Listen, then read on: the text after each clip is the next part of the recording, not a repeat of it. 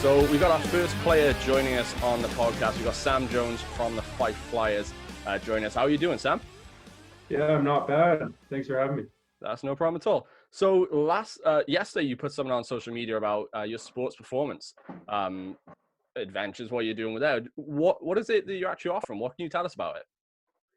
So I'm offering online training and nutrition coaching. I actually just finished I was doing a nutrition course, precision nutrition. So I just finished that today. So basically it's just one-to-one training. It's you have contact with me all the time. You have a program set. So you go in and you have an app. You go on the app and you see your workouts every day. You go through it. There'll be videos for every exercise, whatever you want to do. So you can always contact me as well if you have any questions. And yeah, I'm just looking to kind of obviously I want to open to training all athletes, but the main reason was I'm targeting British hockey players with this promotion is mainly just because coming from Canada and then coming over here, you see sometimes kids want to move to the next level so bad, but it's not that they don't know how to work out. That might not necessarily be the issue, but it's just that they don't have a structure in what to do. So they might know how to perform exercises and do that sort of thing, but they don't know how to actually put a program in place, and they don't have that accountability as well to keep pushing through it and follow the program. So that's kind of where I come in. I do the programming side of it, make sure everything's set in that respect, and then do the programming side, and then I'm also there for accountability. So it's every second week, every week, if the kids want to or the guys want to, they can have a Zoom call. We kind of discuss how the program is going. The nutrition side is something that I've struggled with as well myself. So I kind of know how it can be hard. And it's kind of, we're just tracking what they're eating, and it's not necessarily going to be a huge overhaul right away. Like you need to do this, you need to do this. It's sort of small, manageable steps that they can take to eating right and becoming a better athlete, basically. So you mentioned there about the nutrition. Is that something that maybe should be implemented a little bit more in the junior setups already? I think so. Yeah. The one thing about nutrition that is hard depending on the kid's age and that sort of thing is I think that they could do with a nutrition seminar, that sort of thing, talking to the parents about it, because sometimes it is hard for kids once they get to about 16, 17, 18, they can kind of be more independent and do it on their own. But I definitely think that even having a talk with the parents about it is a main thing, because at the end of the day, at that age, the parents are doing the shopping, the parents are doing all that. So I think that, yeah, it's always good to have somebody to talk to with the parents as well. And when I was younger, some of my teams would have nutrition coaches come in, and that was where I just talked to the team and the parents, and that was where my parents got all the knowledge about it and sort of what to eat. And we kind of went from there, because when we were living in England compared to when I moved to Canada, the difference in my nutrition changed a massive amount. And it was just due to that. It was just kind of them learning and knowing what to shop for and what not to shop for and that sort of thing. So you've been doing this for a couple of years now. How do you get into this sort of business? Well, so obviously I was playing in Milton Keynes, and I left Milton Keynes. I did my personal training certification while I was there. And then when I got home from Milton Keynes, I started working for Okanagan Hockey Academy. I played there before. So I was their assistant strength and conditioning coach there. And I did that. I had some great mentors. Obviously, they had OHA and Penticton had a lot of really, really good high quality players. Quite a few NHL players are going through theirs, and they have the resources. They have Heather Perrin, who is the athletic therapist, the head. She ran the department sort of thing. She worked with Team Canada Olympic team. You had Blaine Harrison, who was a ex-powerlifter, who's obviously developed all these athletes. He's the head strength coach. So I was just there for about a year and a half, and I learned a lot, and I got really interested in it. I thought it was just crazy how much you could see kids change, and from one year to the next, kids come in and they've never worked out before, and then the year after they put on 15 pounds of muscle and are a completely different player and a completely different person. So that was sort of where I like the social aspect of it too, getting to know different people and getting to sort of connect with different players. Like I still have lots of players that I coached back then. I was fairly young that are playing junior and over in Canada, or even moving to college, that I'm still friends with, that I still talk with today. So I thought that was that was good for me, and that's sort of how I got into it. When I moved to Swindon, this opportunity to go to Swindon came up. So I went to Swindon and I did the same sort of thing there. And I was an assistant coach as well. And that was when I was in Penticton, I sort of worked with I worked with 8 teams just in the gym. Whereas, so I didn't really see them on the ice. Whereas in OHA UK, it was good because I was on the ice with them as well. And I was with them all day, basically, with study hall, with gym, with on the ice. So for that, you got to see way more of what happens on a day-to-day. Whereas with OHA, it was less personal. It was more they came to the gym, I ran them through a workout, and then they left. Whereas in OHA UK, it was good. It was a good experience to see how kids develop more like as a maturity level as well, and that sort of thing, and to see sort of the things that they go through and why they're not achieving their goals, as well as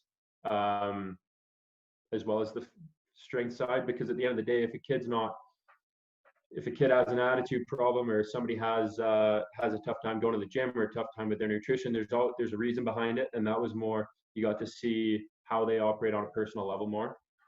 And then last year in Fife, I wanted to help out. I wanted to just help out in the community and get out there. So that was why I just contacted Ian and Andy Samuel up there and just asked them if they could use any help. And we set up worked in the local gym, and I just did them. I did their under 11s, their under 13s, and their under 15s every once a week. So that was awesome as well. So listen to what you're saying now, and also I've read over your website. It's clear that you know what you're on about and you've got a real passion for this. Is this something that's more aimed towards junior players, or could someone who's like a rec player who just wants to improve their skills a little bit and improve their endurance on the ice, as well as just get fit personally, is that something that they could get involved with as well? Yeah, I'm open to anything. I like the competitive side, people that are trying to make it. And to be honest, for me, it's always, if a kid has a good or if a kid or a person or a player or a rec player has a good attitude and they want to improve and they're willing to listen to what I'm saying, then I'm open to sort of anyone. It's yeah, like fitness, it's not just for the players that are trying to play pro. It's for anybody that really wants to, any hockey players really that are wanting to get in shape and improve. Well, if anyone listening wants to check out what Sam's offering, just jump onto Twitter. It's at SJS Performance, or visit his website, samjonessportsperformance.com, for more details of what he's offering. So let's talk a little bit more about your hockey career then. The earliest we can see back on like elite prospects and hockey DB is, playing out in Canada as a teenager. But where's your involvement start? When did you first start playing hockey? Yeah, so it was I was about 5 when I started playing. So me and my parents, we love Canada, we love it here. So we decided that we wanted to move when I was about 2 or 3. I went to I was about 2 or 3, and then I went to my parents had to sell the company before we moved because they had a company that was taking a while to sell. So that took about 5 years. So we knew we were going to move, and I moved when I was 8. But my parents thought, hey, while we're here, all the kids over in Canada are playing hockey. Like maybe we should check out an ice rink or see something. So we watched a game here in Canmore. We watched the Canmore Eagles Junior A team, and right when we watched the first game, I fell in love with it. We went back to Birmingham, is where we were living, and I went to Telford. I went to Telford there, and we used to watch the Wild Foxes when they were still around. And I started playing for the Venom. I played there for 2.5 years, I believe, and then the company sold, and I came off to Canada and started playing here. I understand as well, when you first started, you weren't a defenseman, you played forward. Is that right? Yeah, I was a forward up until I was about 14, which is why people often say will make jokes saying he's not a defense, he's a forward that is in a defensive position. Basically, I've heard that a lot. So no, that was one thing. I switched when I was 14. My coach Mac O'Rourke, he kind of thought I might be better suited for it, and it ended up turning out really well. I don't think I would have been in the same spot I am now if I was a forward still. So yeah, I switched to defense, and that's still something that the defensive side of the game is still something I'm really trying to work on, especially this last year jumping to the elite league. It was very different. It wasn't so tough in the nail, but when you move up, it's so much faster, and it was an adjustment at first, and then with the injury and that didn't help. But yeah, I felt like I got my footing towards the end of the year a little more and was getting more used to it and used to the speed, and yeah, looking to keep working on that side of my game for sure. So growing up playing hockey in Canada, you got involved, like you said, with OHA over there. And how much of a learning experience was that, playing in those academies with some really, really good players. And also, I believe you played in Penticton as well. Yeah, I played with the V's when I first graduated, and then I moved when I first graduated from OHA, and then I went to Cowichan halfway through the season. Things weren't really working out in Penticton, but yeah, some of the players I've had the opportunity to play with, and just being in reality, OHA, it's a very professional environment, and you're kind of forced into it like from a young age, sort of learning how to train and do that sort of thing, which was really good for me. And just the competition, I always say it's also everyone that's developed in the UK, which is why those players that can play in the UK that are in the elite league that are playing top minutes, I always applaud them, because it's so hard to get to that level when you're playing against the competition you are, just because of the steps that you have to take. You have to go playing under 18 in England, and then jumping to the nil national is a massive step in itself. And then there's jumping from the nil national to the elite league, which is an even bigger step. So those guys that can make it in in the UK without going overseas, I always think I applaud them, because it's just not the same. There's not the competition. You get games where like that game last year that was like 40-0 or something like that. Like, that's just ridiculous. I had times when I was younger where it was 30-0 as well. Like, it's just, so yeah, I credit a lot of my success being here for that, because I don't think without that competition I'd be playing in the league. We're seeing nowadays as well, more juniors are heading out to Canada to play. I know Bailey Harewood, who plays with your brother in Basingstoke, he went out to Canada for a year or two. Is that something that you would recommend to British players if they get the opportunity to go for their own development? It's a tough situation too. I think it also depends on where you are, where you're going, and if your parents can afford it, because I'm never gonna tell anybody to put a financial strain on a family to go over to Canada. Will it benefit the hockey career? Yes. Will it help them mature and help them grow and become a better or well-rounded person? Yeah, because living at home, away from home at that age is a massive step. But I think that there is opportunity in the UK. Like I said, you don't necessarily even have to send them overseas. The OHA that they have down south, like nowadays, when they first started, it was more of they brought in the best players and they were the best every year, and that was sort of it. What I kind of like what's going on now with what Ryan's doing is they're taking players that aren't necessarily the best when they come in, and they're building them into some players that can really play and can actually compete. And that's kind of what they're starting to get. They're getting players that aren't necessarily the best, but are willing to work hard and are willing to trust in the process. And you don't necessarily see them winning every game 20-0 like they used to when Pete ran the place. But you look at them every single season from the start of the year, they'll be losing to whoever it is. I remember we were losing to Basingstoke when I coached there last year at the start of the year. We lost to them like 8-3 in one of our first games. And then by the end of the year, we beat them 10-2 or something like that. It was just the difference in how they can grow and that sort of thing. I think that there is the option there as well. You don't necessarily have to go overseas, but I'm also never going to say put a strain on a family because of it, because I don't think that's going to cause more problems than it creates benefit, I think. So after your junior career in Canada, you moved over to Milton Keynes, like you alluded to earlier on. What was that like, your first taste of pro hockey? Yeah, it was good. It came to an abrupt end. I had a blood clot in my left leg. I got hip checked in my knee, so that was bad. I was in the hospital for about 6 days, and then after that, everything was just kind of going. It just wasn't going too well, so I went back home. But it was a good experience, and that team that we had there was really good. Pete's a very good coach. He's the most structurally. I think the reason he's had so much success with the GB is the most structurally intense coach I've ever played for, and I've played for some pretty intense coaches. The way he can see the game, if you watch a game with him, he'll just say, look at how they're doing this, look at that system that they're playing there, and it's just stuff that I can never imagine picking up on at this stage. So that was good, and just being able to be a part of like just the details that he's putting in was a good learning experience as well. And so after that, you went back to Canada for a year, but then you reappear back in the UK with the Swindon Wildcats, and that's more or less really where your career's taken off.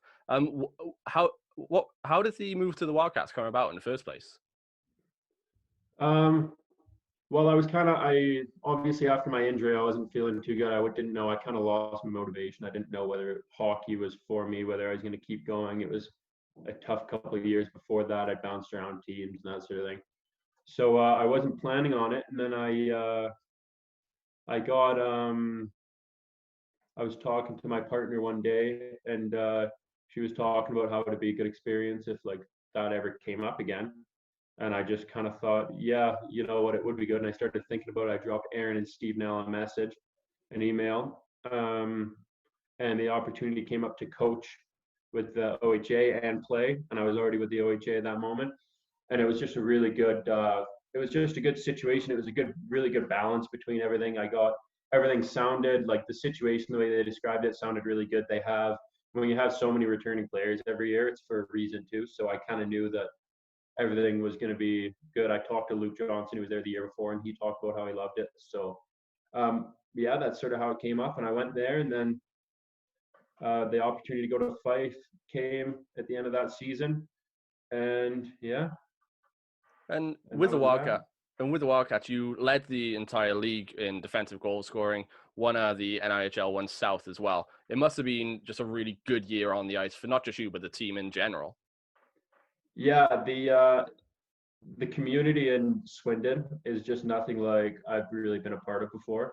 For anybody that's considering going to Swindon or any other club in the UK, I would 100% recommend Swindon just because of the way the organization's ran is so professional for especially for that level. It's so professional. They're never going to spend beyond their means. They have really good sponsors. They have really good fans. Just the community feel about it with the junior club and the way that the junior club feeds into the professional club. I just think that it's a special community, and if I was ever going to go back to that level, which I hope I can make a career at this level, but if I ever did decide to go back to that level, I would not go anywhere other than Swindon. And then after that, you said you made the move up to Fife. How did that come about? Did they contact you first? No, well, I talked to Aaron. Me and Aaron started talking, Aaron Nell, and it was January about contract for next year, and I told him then that I would want to make the jump up to the elite league, and ever since then he was really good about it. He was never, oh well, you should try to stay with us because of this sort of thing. He was always like, you know what, you're gonna have your chance, and if it doesn't work out for you, I hope you consider staying here. So Aaron actually reached out to Jeff for me because I think they had some sort of relationship from the past, and it was really quick. I was talking to a couple other teams at the same time, but the way that they went about it, it was quick. It was right away. It wasn't any waiting around. There wasn't really any hard parts to the negotiations or anything like that. It was just right away. It was quick. It was exactly what I needed, and that's where I ended up. So how much of a transitional period did you have? Was it a big jump up for you in terms of what you needed to do on the ice? It was in ways. It was for me. I think that I'm kind of lucky in the way that my skills have developed. I had a good, really good skating coach back at OHA in Canada. Well, two really good skating coaches. I had Lars Hepso, who's with the Arizona Coyotes now, and I had Rob McLaughlin, who's trained countless NHL players.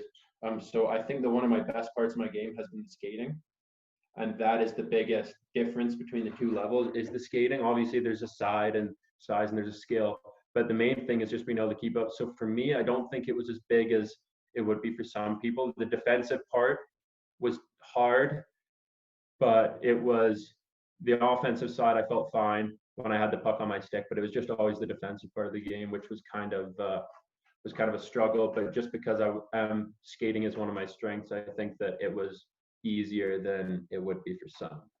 And the offensive side as well. I was watching over some of your highlights. I think the first goal back in September against Guildford, was it bar down? Post in, I think, yeah. It made a nice sound. Yeah. So that was the offensive instincts and the forward in you coming out. But you led all under 23 Brits in goal scoring this year. was it something that came pretty natural to you? The last couple of years, like last year in Swindon, the first bit of the year I was playing at a lower level the year before, so it was kind of hard to jump back in. But I never really started scoring. This year, I put it. I don't know. It wasn't anything crazy, but I was happy with it for my first year, and I was injured and stuff too. So it's just kind of yeah. Ever since like last year in Swindon, I just hit a point. I was like right after Christmas, and I just hit a point where I was just, especially last year, I would just score, and it just I don't know how or why, but they just go in somehow. And and yeah, this year obviously it was nothing crazy, but I was happy with it. And yeah, I think I've got a pretty decent shot if you put me in a good enough position. And I think that I just kind of have I can find it if I'm given a chance more. I think And it's safe. I Sorry. also think I put myself in a lot of spots. I'm always thinking offense first, which is a bad thing at sometimes, which can be a really bad thing sometimes. So I think I just get myself in more spots as well than most D-men would. I think it's safe to say for a first year in the Elite League, the start of the year was really good. Obviously, then you pick up the injury and miss about 24, 25 games in total. But other than that, how would you rate the season for yourself? Was it a good year, or do you think there was things that you could have done a bit more? It was a good year. It was the hardest part for me was coming back after the injury. I think that it was a tough comeback. My knee wasn't necessarily 100%. I had a brace on it, which was a bit different. And our first game was against Cardiff, who is a very hard team to play if you're at full strength, let alone with a knee. So I think after that we had a pretty tough stretch of games, and I think I lost my confidence a bit. And I think that was a big learning experience. The whole injury was a learning experience, just because if you're in the stands, it's kind of like you just don't see him on the ice for 2.5 months. But like, whereas if you're a player, it can get pretty like you're new on a team as well, and then like you're kind of isolated because you're not on road trips and that sort of thing. And then there's the whole rehab and not being able to walk, and it's frustrating. And that was the big learning experience for me as well, was because you're all the way over here and you're not getting to do the thing you're over here to do, and that was a bit hard. So that would be the way I came back and the way I handled everything mentally when I came back. I think I could have done a better job. But other than that, I think that everything went pretty well, and I can't complain for the first year. Like Jeff and Todd gave me a good chance to play right from the preseason games. I think I did a good job proving myself in those preseason games, but in those preseason games, they gave me a chance. I was playing all the time, regular minutes. So that was, I can't thank them enough for that, because otherwise I could have gone somewhere and just been forgotten about. So I think that was a really good opportunity for me, and I thank them endlessly for that. I caught up with Evan Mosey throughout the season. Obviously, he had the lengthy time on the sidelines with an injury himself.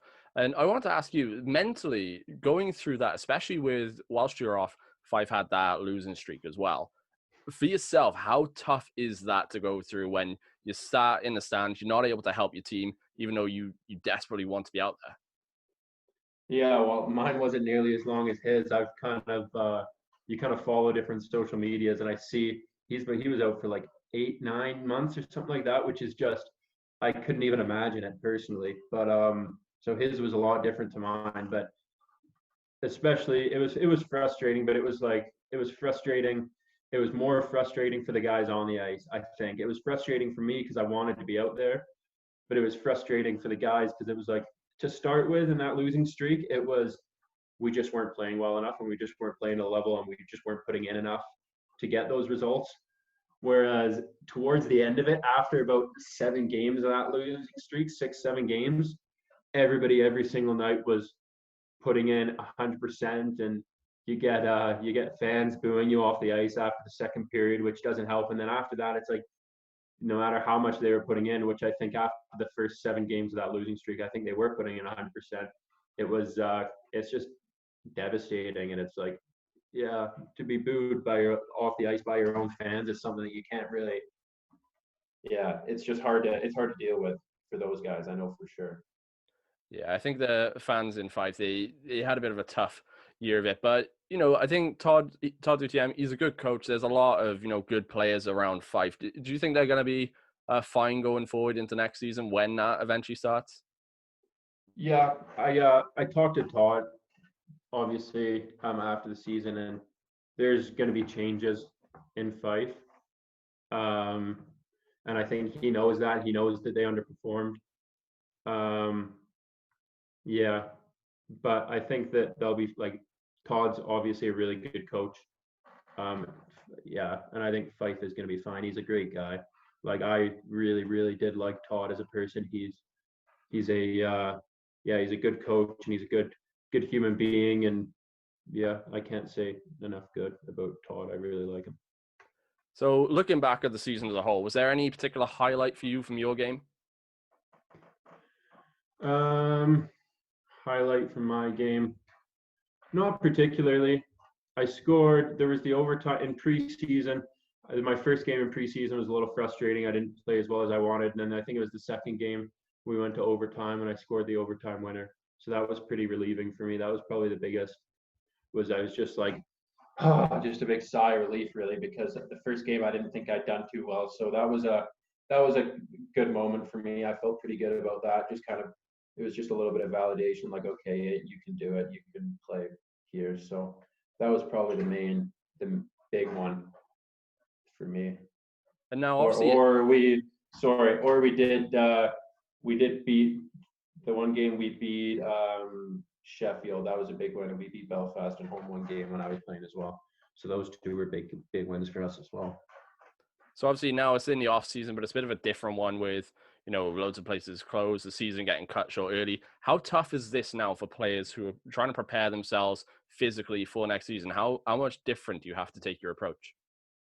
Yeah, that's one thing that's I think is good about the sports, about what I'm doing, is because even people that know how to go to the gym normally and know how to train with a gym, people that are at that level, even playing in the NIL, now they're at home and they're like, how do you build muscle without weights? Like you could do 200 squats and you'd feel pretty sore, but is that going to help you on the ice? A little bit, but not necessarily. It's not necessarily what you need, right? So like it's going to be a big difference for everybody.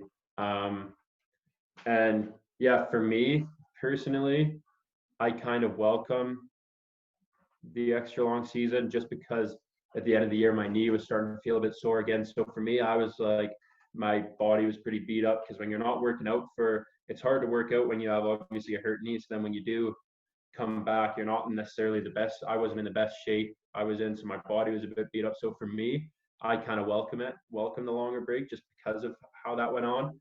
But it's also hard to prepare. If I had an extra long break and could go to the gym, it'd be a lot easier. But it's definitely harder, and you just have to sort of know, and you have to have a strategy on how you're going to train. You can't just think, oh, I'll work out here and there. You need to know what you're doing, and you need to stick to it. So you mentioned earlier on that you're hoping that you can stay around this level. Is that the aim for next season, to come back to the Elite League? Yeah, that's the plan. Yeah, can't say much more than that, really. And also, one thing that I've picked up, because I like to look at some of the young up and coming Brits coming through, is Team GB something that's on your mind for the next couple of years? Yeah, I really, that's sort of been my goal ever since I was young. You look in like my grade 6 yearbook and you'll see play for Team GB in the Division 1 in Division 1. It was in my grade 6 yearbook. So that's a massive goal for me. That's sort of what I'm working towards, and that's sort of obviously you have your in-season stats, like your in-season performance that you kind of set a goal for. But for me, that's sort of one of my goals, is to be up for contention for those spots. And that's sort of something that drives me. If I'm in the off season, I don't feel like working out. That's something that is always on my mind. So being obviously everything happened at the under 20s level with my brother, and I'm not sure whether you knew, but when he played, they got relegated because of a whole wrong filled in paperwork and that sort of thing. So I was never allowed to play under 20s, and that always left kind of a sour taste in my mouth because I feel as though I should have been able to. So yeah, that's always been something. Obviously, making the men's team is a lot harder than the under 20s team as well. So that's something I'm really pushing towards, and hopefully I can make it happen in the next couple of years. Well, Sam, thank you very much for taking the time to join us. That'll wrap it up for now. Obviously, like we mentioned at the start of this, you do new sports performance stuff. So I'll put the links to your website and your Twitter handle at SJS Performance and samjonessportsperformance.com. But thank you very much and hope you have a good off season. Sounds good. Thank you.